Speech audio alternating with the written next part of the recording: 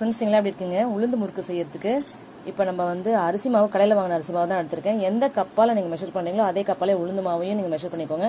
நான் வந்து இந்த கப்பு எடுத்திருக்கேன். இப்போ இந்த கப்பில் 4 கப்பு போட்டிருக்கேன் அரிசி மாவு.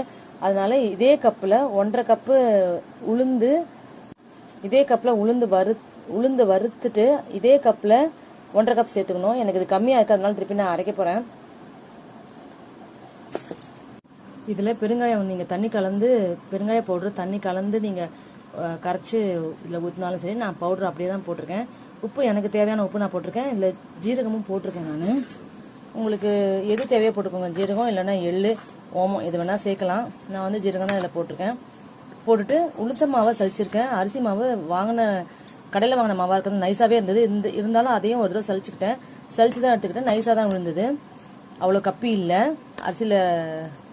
அரிசி மாவில் வந்து கடை மாவுங்கிறதுனால நல்லா நைஸாக வந்திருந்தது.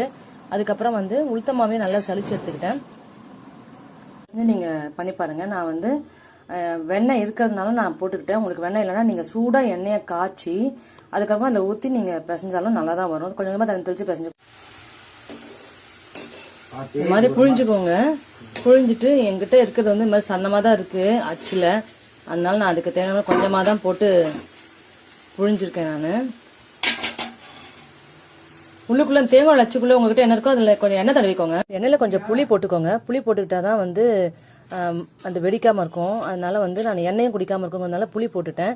புளி போட்டுட்டு அது காமிக்கல. நான் எண்ணெயில் புளியை போட்டால் தான் உங்களுக்கு வந்து வெடிக்காமல் இருக்கும். இந்த மாதிரி வந்திருக்கு. இது சூடாக இருக்குது, நல்லா கிறிஸ்பாக தான் வந்திருக்கு. பாருங்கள், செஞ்சு பாருங்கள். பிடிச்சிருந்தா ஒரு லைக் போட்டு சப்ஸ்கிரைப் பண்ணுங்கள் ப்ளீஸ். பை.